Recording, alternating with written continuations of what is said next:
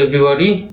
Today we shall discuss a well-known theorem that is known as Taylor's theorem. What is this? The Taylor's theorem is all about the power series of a function, power series expansion of a function f of z. What does it say? It says that if a function f of z be analytic at a point alpha, then for any point z in the in the neighborhood of alpha, we shall have to consider a neighborhood of alpha at which the function is analytic.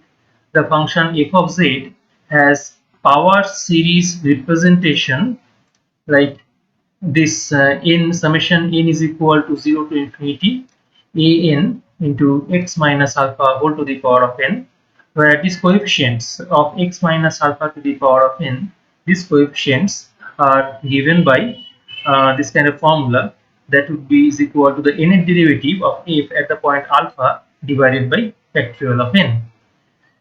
If we expand this right hand side, this summation from n is equal to 0 to infinity, if we expand this summation and put the expressions of this an, in that case this right hand side series becomes f of alpha plus f dash alpha into z minus alpha plus f double dash alpha by factorial of 2 into z minus alpha whole square, etc. So in this way we get the power series about the point z is equal to alpha. It is also called the Taylor series about in the neighborhood of the point alpha. Remember, this is called the Taylor series in the neighborhood of the point alpha. Hmm? What we have a neighborhood of the point alpha at which the function is analytic, and we shall have to show that this function f of z, has this kind of series, infinite series representation. Or you can also say that this infinite series, the value of this infinite series is always equal to f of z. Or in other words, we can say that this power series always converges to the function f of z for all value of z in the neighborhood of the point alpha. So now let's start the proof of this theorem. Over here we consider a circular neighborhood of the point alpha. Why circular neighborhood? Because you see, we could consider any arbitrary neighborhood of the point alpha. Suppose this is the point alpha, and out of this neighborhood we can always construct a sufficiently small circular neighborhood. A sufficiently small circular neighborhood around the point alpha, like this. Okay, a sufficiently small circular neighborhood around the point alpha. And if the radius of this neighborhood is taken to be is equal to r, in that case we can write the equation of the circle to be is equal to modulus of z minus alpha is equal to r.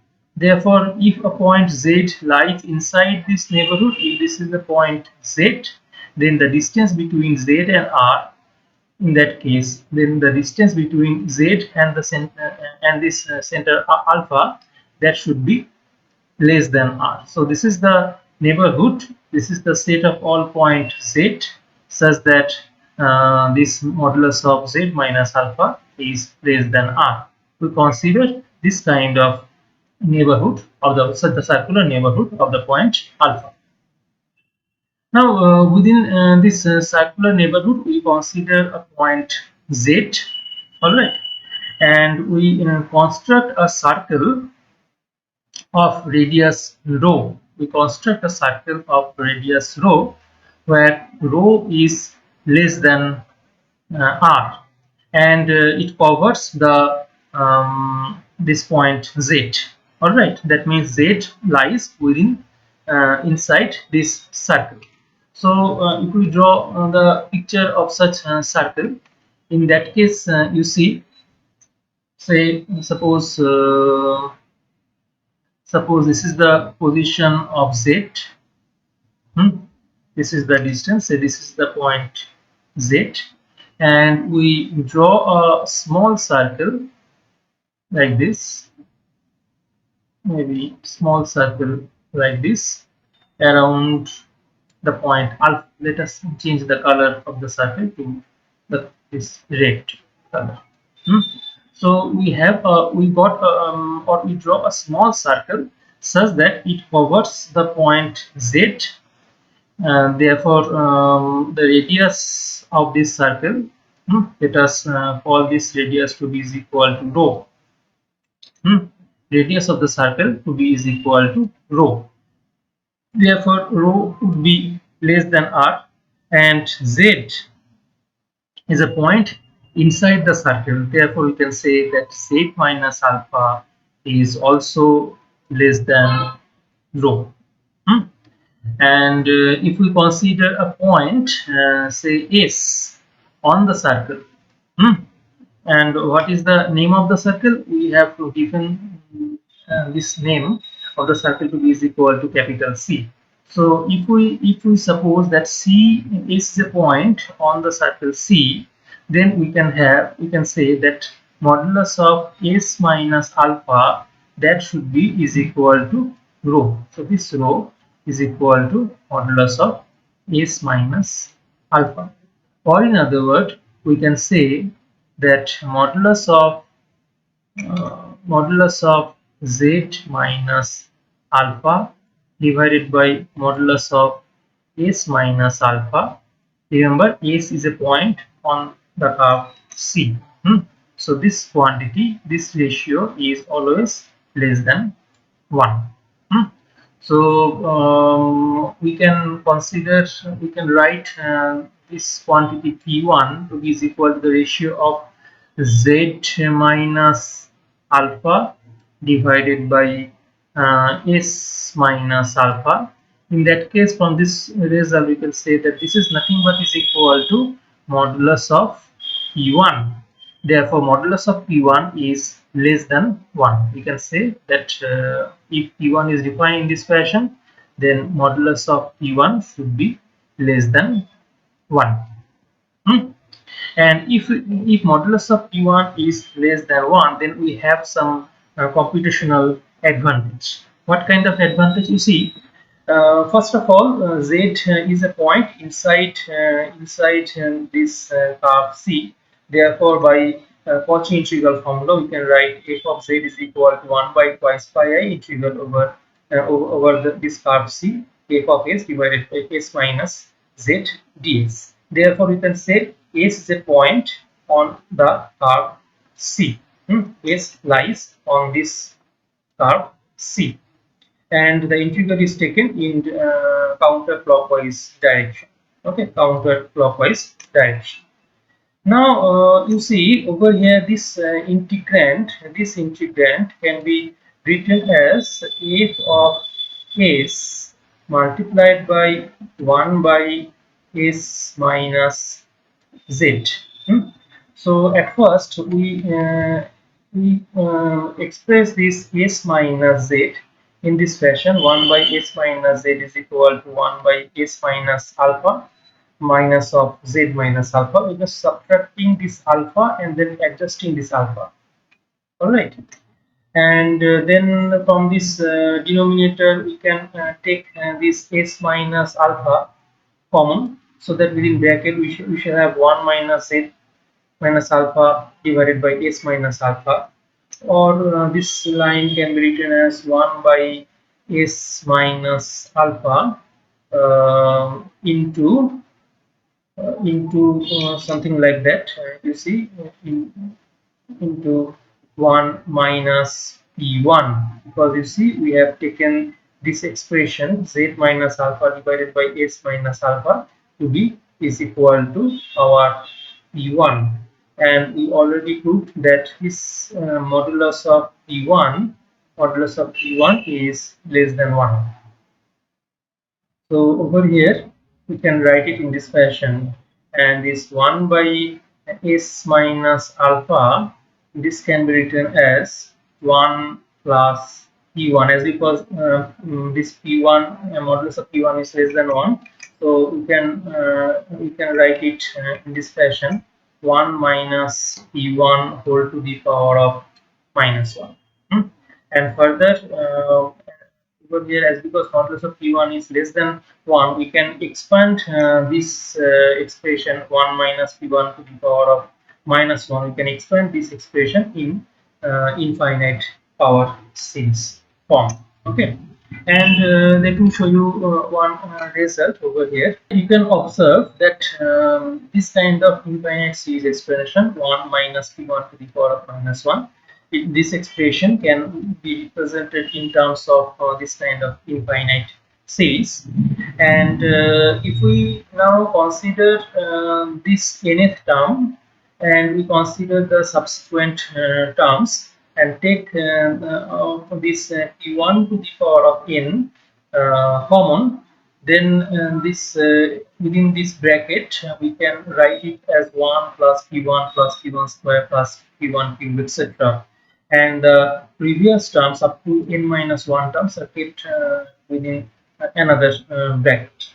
So now we observe that this expression 1 plus p1 plus p1 squared plus p1 cube, etc., all this quantity, this total expression is nothing but equal to this expression 1 minus p1 to the power of minus 1. So we can write it as 1 minus p1 to the power of minus 1. All right, and this expression can be written as 1 by 1 minus p1. So we actually have altogether, this is a finite expansion of the term 1 minus this 1 minus p1 to the power of minus 1. Now, if we now consider this expression as P1, you see over here what we have. We actually have this kind of expression, that is actually this expression.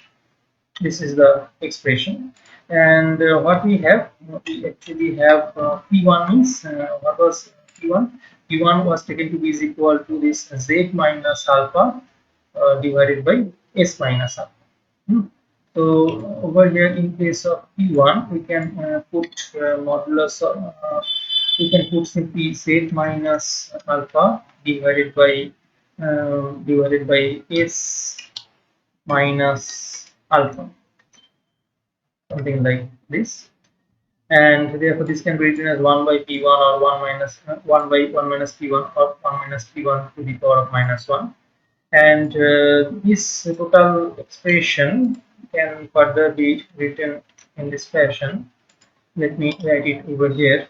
You see, p1 means this expression, so in place of p1 we can write this kind of expression. It's p1 square, so this square, then we have p1 cube, and so on. This term would be p1 to the power of n minus 1.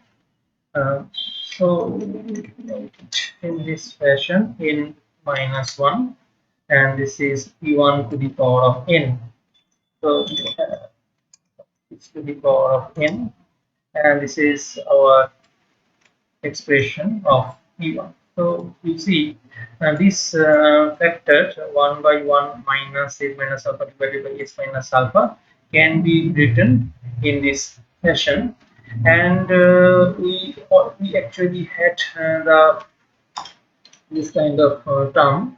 You see over here, we have this kind of term 1 by s minus z, 1 by s minus z.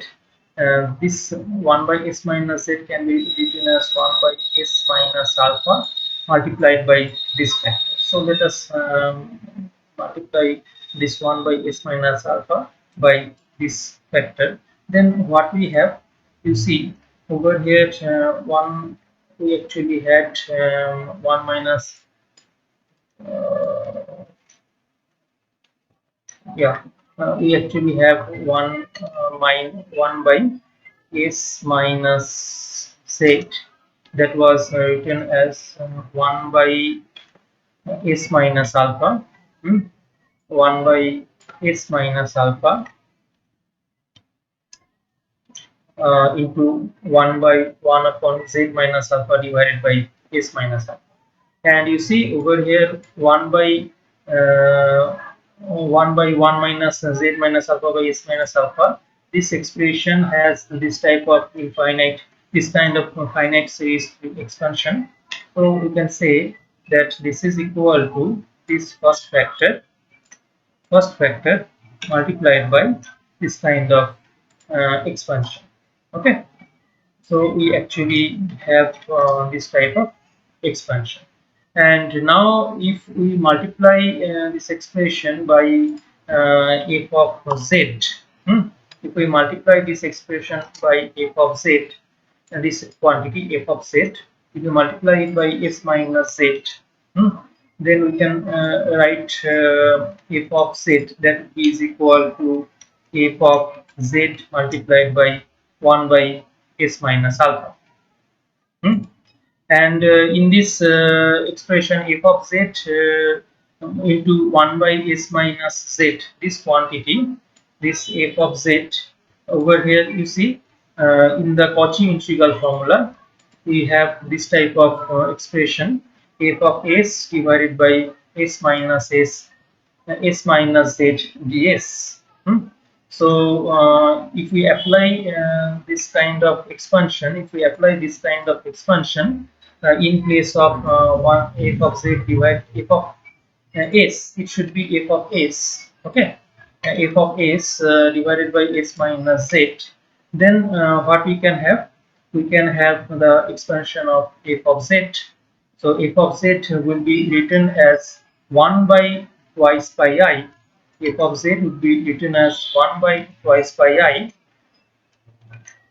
multiplied by this kind of expansion, where in each and every term we will take this integral symbol. So this is integration over c f of z divided by s minus alpha ds. This is the integral for the first term.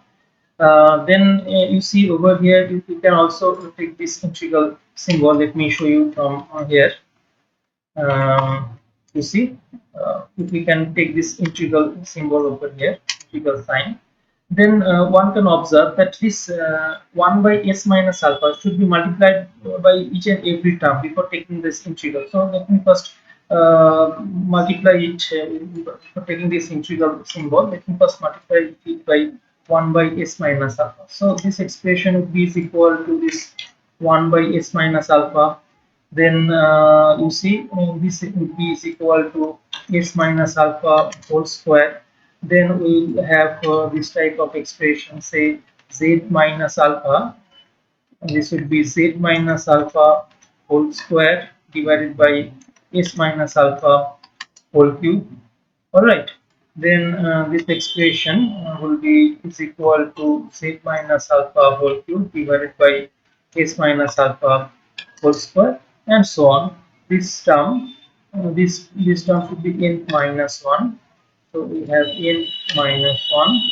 This is n minus 1. Sorry, this was a printing, just typing mistake. N minus 1. Something like that. Yes. And over here, this is our s minus alpha to the power of 4. And finally, we have z minus alpha to the power of n minus 1, this term. Z minus alpha to the power of n minus 1 divided by s minus alpha to the power of n. And what about the last term? You see over here, last term, in this last term, this 1 by s minus alpha should be multiplied. So this is the expression 1 by s minus alpha multiplied by 1 by 1 minus z minus alpha divided by s minus alpha. But you see this, let me write it within bracket. This expression and this expression, this is the same. So over here we can observe that this 1 by s minus alpha multiplied by 1 by 1 minus z minus alpha divided by s minus alpha, this expression is nothing but is equal to 1 by s minus z. So over here, in place of this factor, let us write it 1 by s minus z. Now we integrate it. over the curve C. So if we integrate it over the curve C, integral over the curve C of this left hand side, that should be is equal to integral of this entire right hand side, and this f of s can be further multiplied over here. So on each and every term we have some f of s. F of s will be there, you see f of s will be there, and finally again we have f of s in the numerator, and we have, let us write it over here, f of s. So now if we take the integral and remove, then we observe that is equal to integral of first term plus second term and so on. So let me just copy and paste it. So integral over c of fz divided by s minus alpha, that is equal to integral of f of s divided by s minus alpha, integral of this second term, integral of this third term, integral of this fourth term, and so on. And finally we shall have this integral on this of these two terms. So we shall have integral of this expression and then integral of this expression. We shall have to write ds in each term. So let's copy and paste it.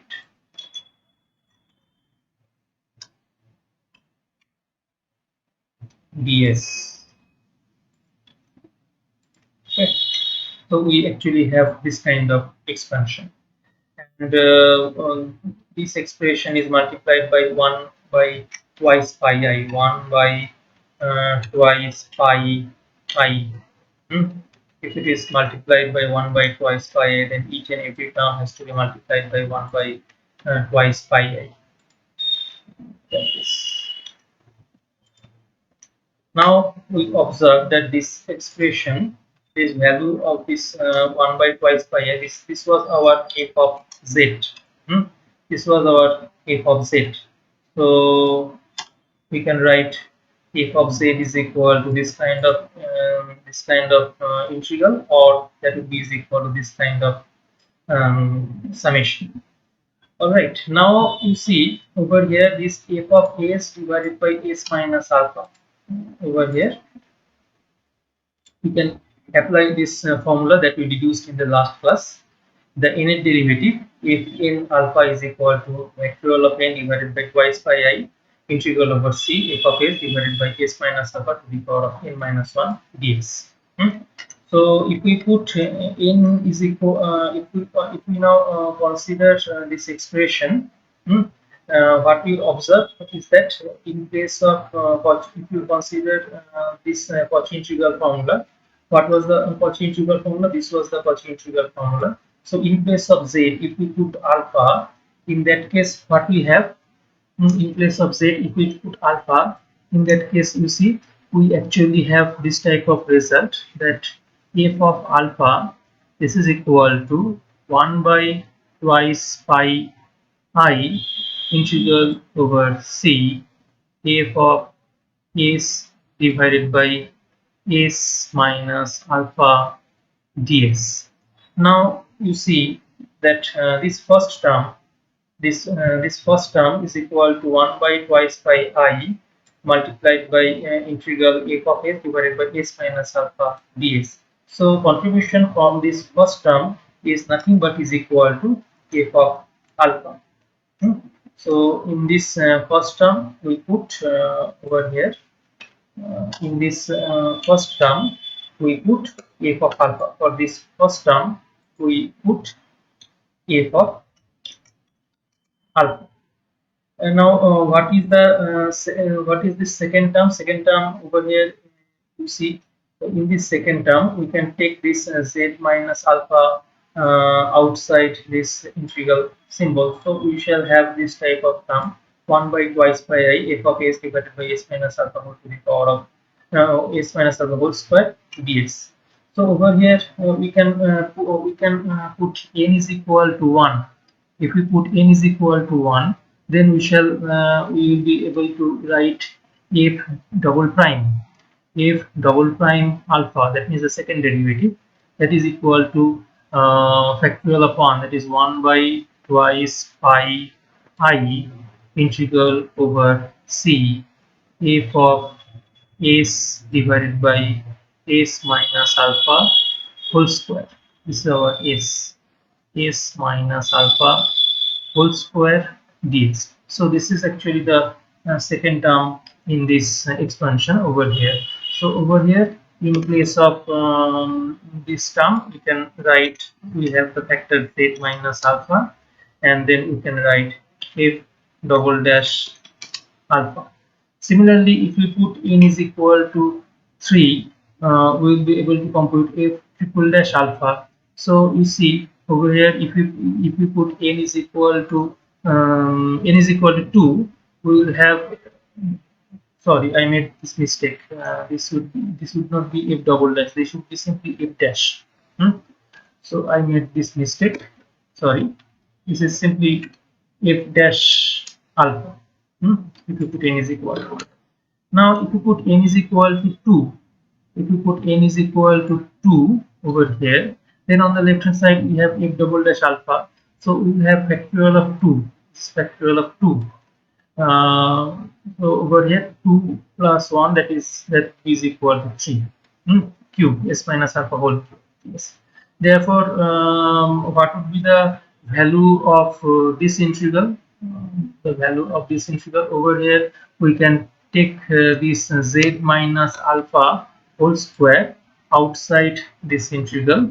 Hmm and so we have this kind of factor, and the value of this integral would be is equal to 1 by factorial of 2.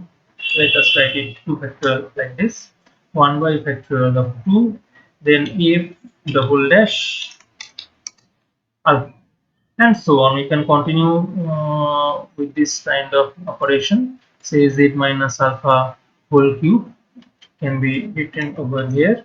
Then the next term would be is equal to 1 by 3 factorial if triple dash alpha and so on.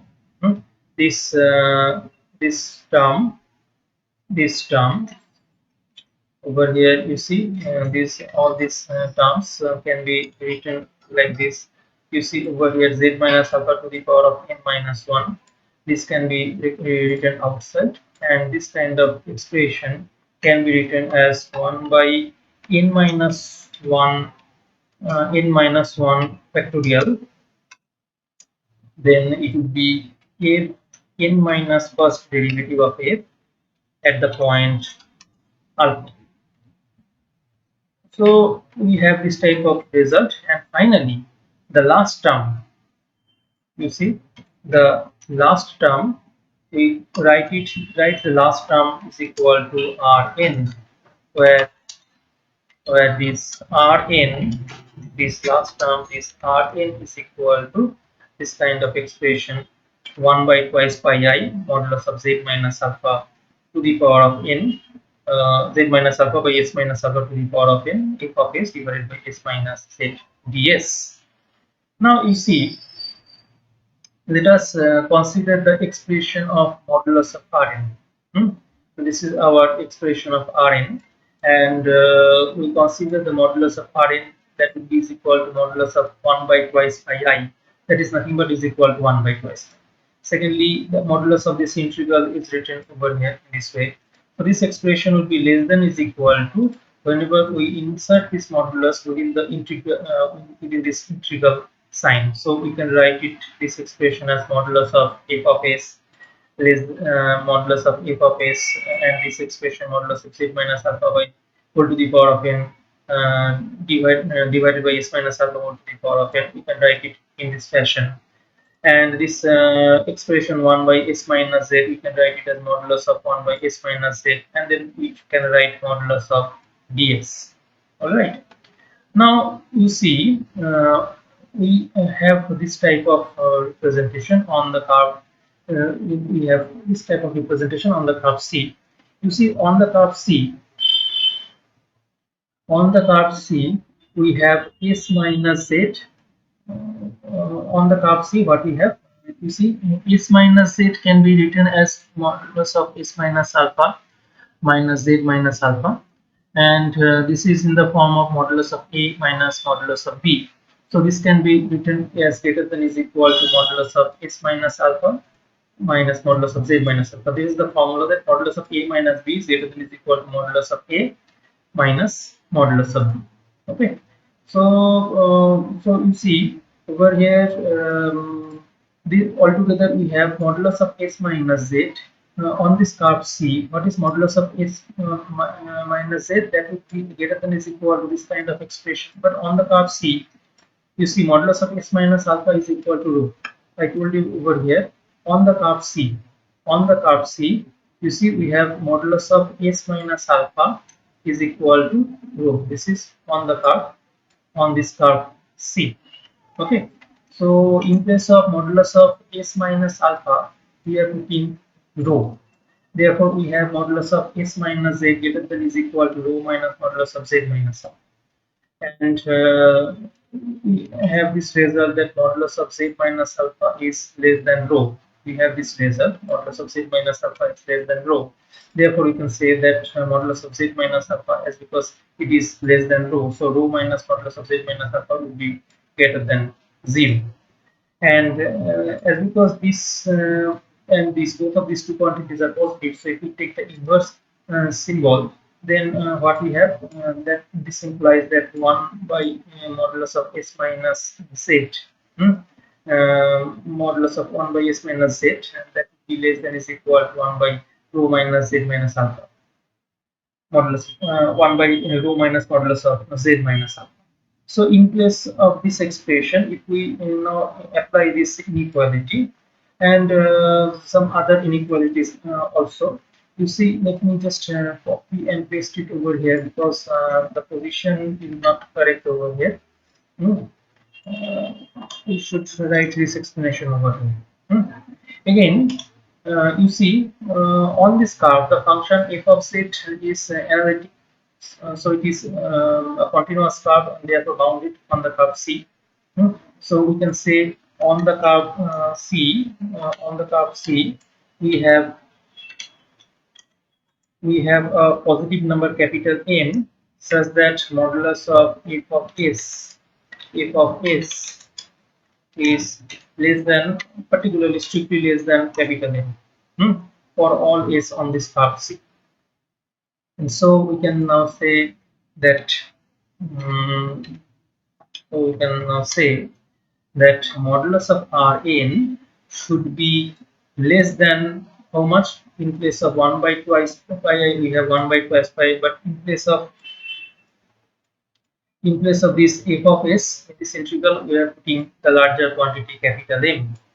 Again, what is this modulus of z minus alpha? Modulus of z minus alpha is equal to, we have taken this one to be equal to p1, and then this 1 by modulus of s minus z dz, this quantity is less than 1 by this rho minus modulus of z minus alpha dz, and this modulus of ds remains same. You see, we can also have more inequalities over here. You see, we have this result that modulus of P1 is less than 1. So we can say that there exists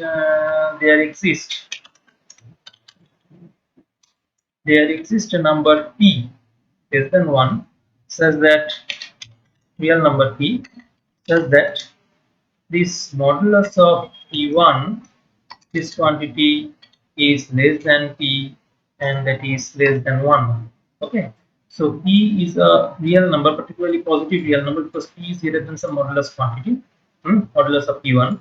Therefore P is a positive real number and P is less than 1, and that's why in place of P1 we can write simply P to the power of n, where P is less than 1.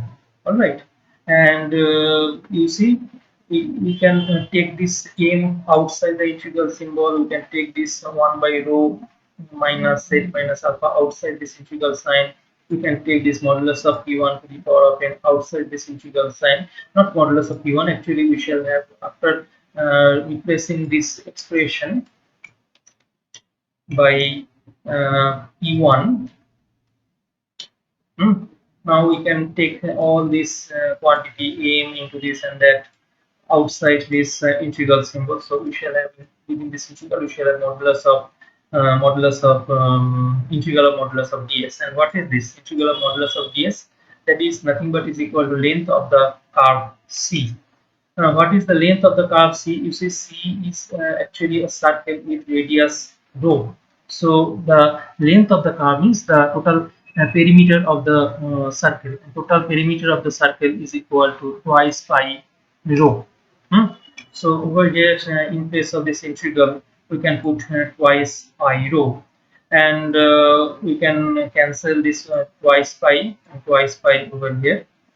So we shall have this type of expression, and it tends to 0 as n tends to infinity. Why? Because of the fact that we have taken this p1, we have taken this p1 less than 1, as because it would be simply p to the power of n, not modulus. Okay. So over here, as because p is less than 1, as because p is less than 1, therefore as n tends to infinity, is p to the power of n will tend to 0. And it means that we have modulus of Rn tending to 0 as n tends to infinity, or you can say that Rn tends to 0 as n tends to infinity. So over here we have proved that this Rn, the remainder term, this Rn, this remainder term Rn is tending to 0 as n tends to infinity, and so we can now conclude that the f of z, this function f of z, can be expanded as an infinite power series, where the series would extend from n is equal to 0 to infinity. And what was the what was this kind of power series? So we can now, afterwards, so we can now conclude that this f of z, this f of z, as because Rn tends to 0 as n tends to infinity, we can now conclude that this f of z will have infinite series expansion without this Rn, and in that case we can continue it in this fashion, that f of z will be is equal to this kind of term plus dot dot dot. So it will be an infinite series, and you see, this series can be written as this series. Let me copy and paste it. You see, this series can be written as this is our a0. If we define an, if we consider an, what was an? An was equal to ratio of nth derivative at the point alpha divided by n factorial. This was the expression of an. So you see, from this expression we can write a0. We can write a0 to be is equal to simply f of alpha. If you put n is equal to 0, we shall actually have f to the power of 0. It means that the differentiation has not been performed, or 0 times differentiation has been performed. So this is nothing but is equal to this f of alpha. Okay. So our f of alpha, and so in place of f of alpha we can put f of 0.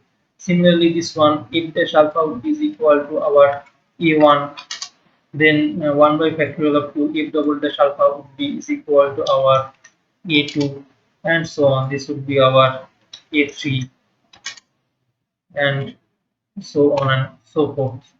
So this expression would be our a n minus 1. Thus, what we observe? We observe that this expression will be written as a summation from n is equal to 0 to infinity.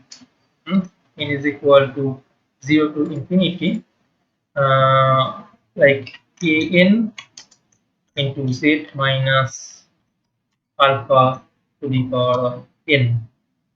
So these coefficients are actually a0, then a1, then a2, and so on. All right. Thus, we can see that this f of z will have this kind of infinite series expansion, and this is that particular infinite series or Taylor series expansion. Okay. So this is the proof of the Taylor series.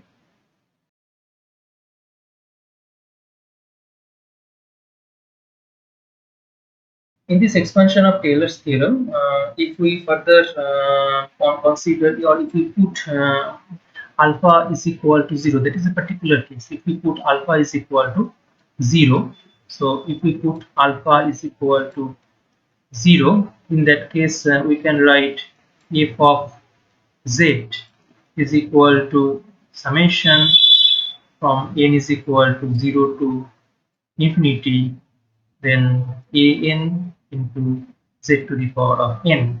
This is called the Maclaurin's series. Maclaurin, Laurin, Maclaurin's series expansion.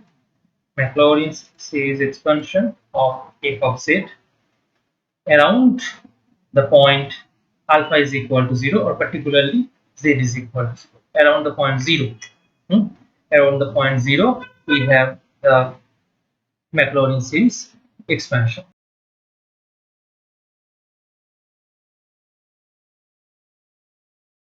Next, we are going to prove that this Taylor's series power series expansion of the function in a neighborhood of the point alpha is always unique. So in a neighborhood of the point alpha, if we consider a Taylor series or power series expansion, then within this neighborhood of the point alpha, that power series expansion will always be unique. We would not have more than one different power series expansion or Taylor series expansion of the function f of z in a neighborhood of the point alpha. To prove this result, we know that the function f of z has, if it satisfies all the conditions of Taylor series, then we can say that the function f of z has the power series expansion like this. F of z is equal to summation 0 to summation n is equal to 0 to infinity. This is the expression of an. Hmm? And multiplied by z minus alpha to the power of n. So this is the traditional power series expansion. Now, if possible, we don't know whether it is possible or not, but if possible, let us suppose that this function f of z has another power series expansion like summation n is equal to 0 to infinity dn into z minus alpha to the power of n. If possible, we suppose that the function f of z has a different power series expansion. Now we shall prove that ultimately these coefficients an becomes is equal to bn for all positive integers n, including n is equal to 0.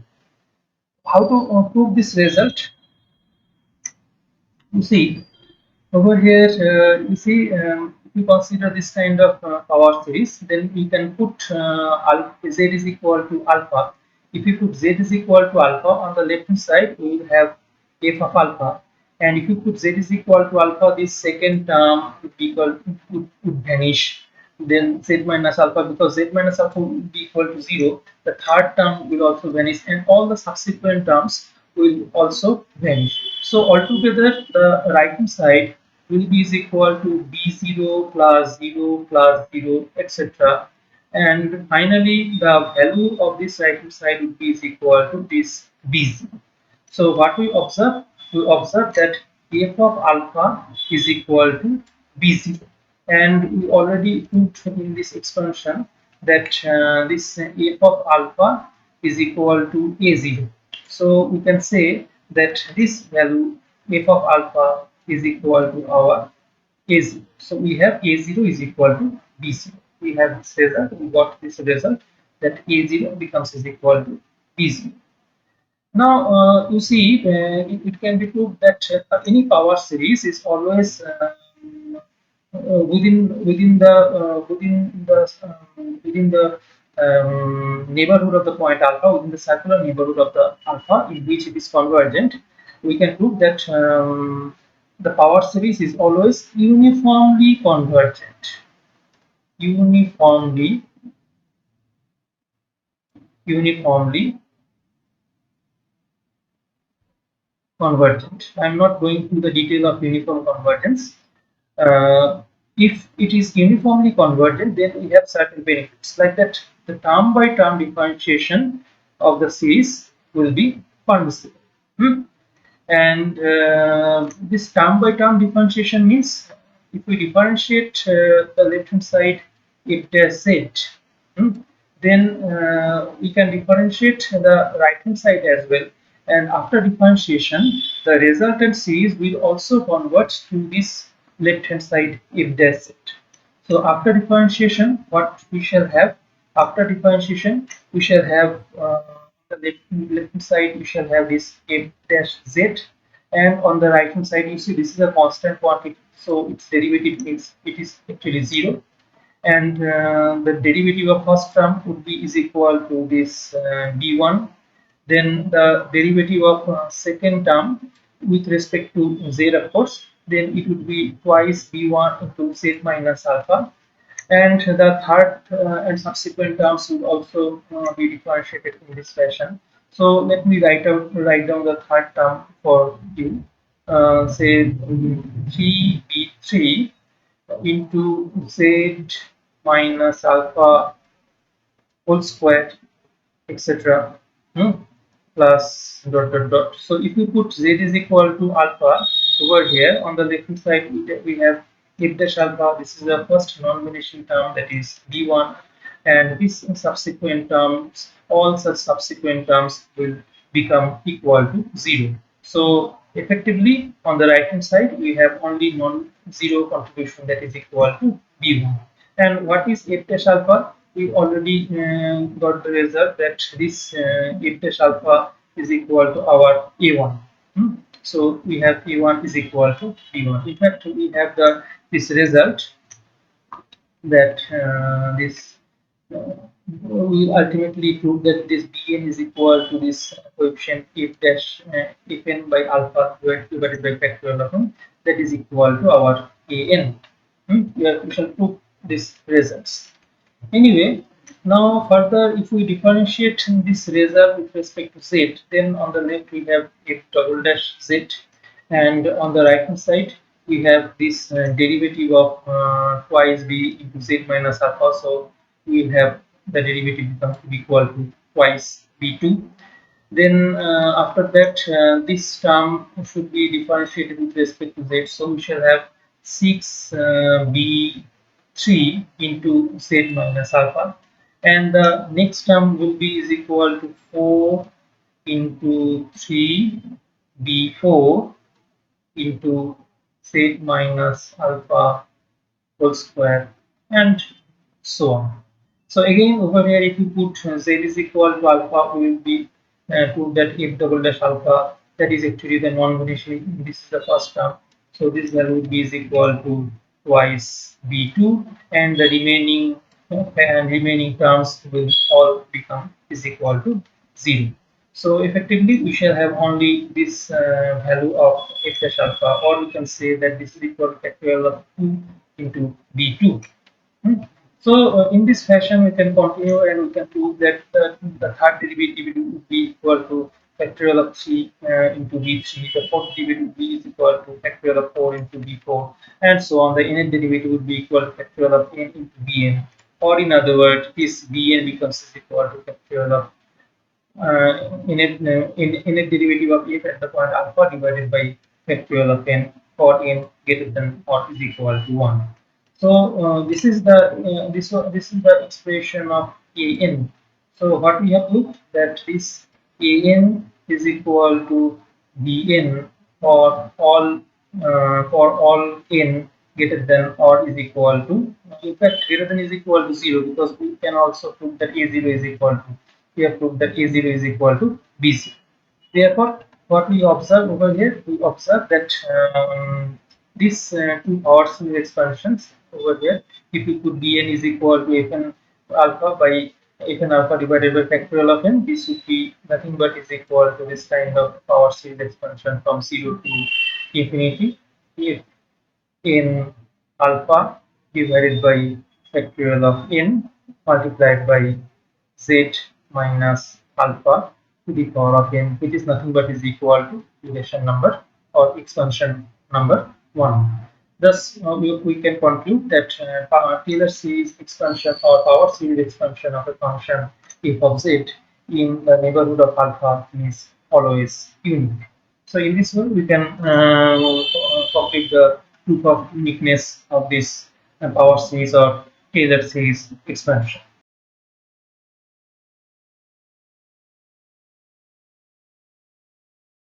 Now you see, as because the power series and Taylor series expansions are always same, sometimes we can directly consider the power series expansion that would be nothing but is equal to the Taylor series expansion. So if e to the power of z is to be e to the f of z is equal to e to the power of z is to be written in terms of Taylor series, what we have, you see, in terms of Taylor series, we have f of z. Hmm? We have this relation f of z is equal to f of z is equal to e to the power of z.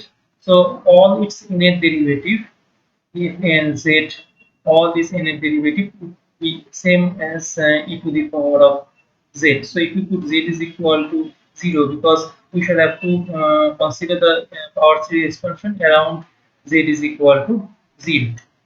So if we put if we compute an, what is an? An is equal to, that would be innate derivative at the point alpha. Alpha is taken to be is equal to 0 over here. So if n 0 divided by factorial of n. So this value would be is equal to, what is fn 0? On this relation, e to the power of 0, that means 1 divided by factorial of 2. No, sorry, factorial of n. So these are the coefficients an. Therefore, in the power series function, if we put the expression of n, we will get this type of power series expansion of the function e to the power of z around z is equal to 0. Okay.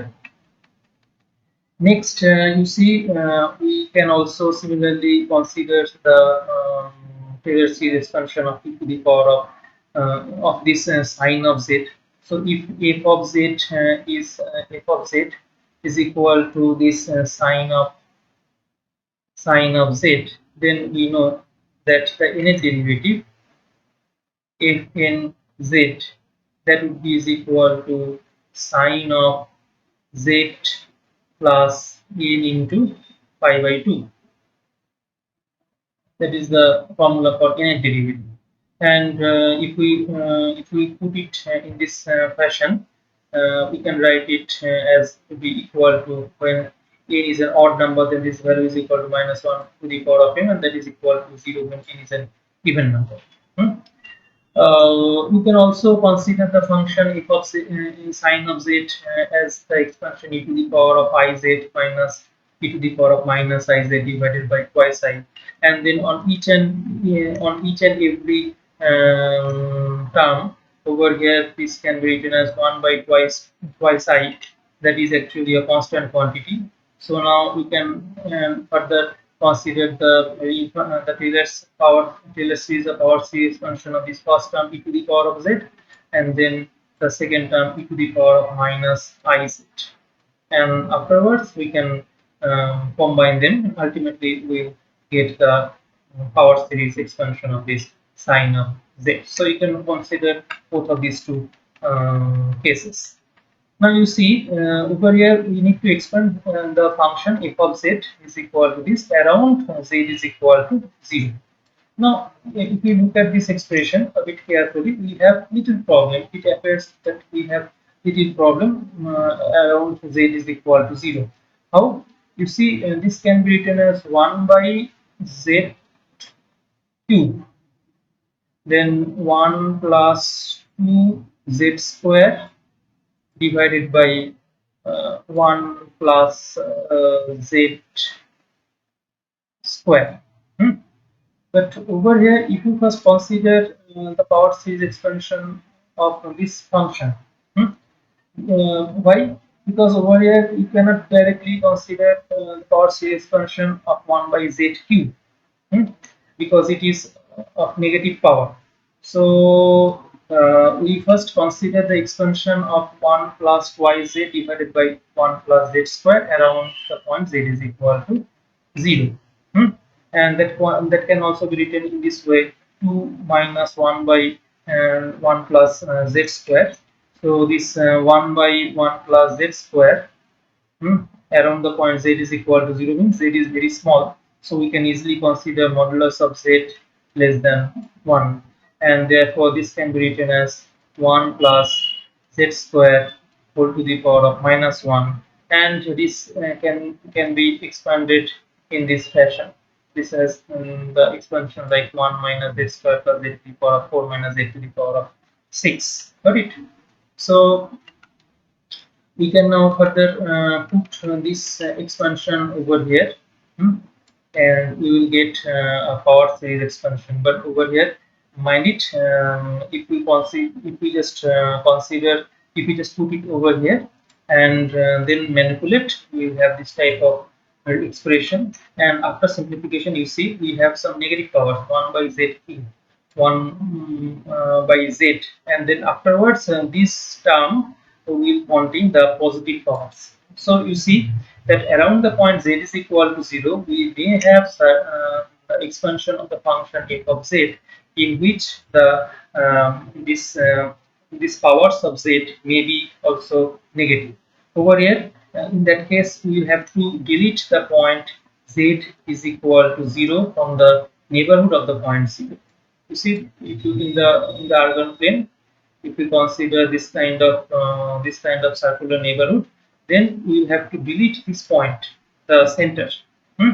And if we delete this kind of center, in that case the neighborhood should be written as the deleted neighborhood: 0 less than modulus of z, hmm, less than maybe certain small number alpha, or you can also take less than 1, because all these expansions are valid whenever we consider this kind of deleted neighborhood.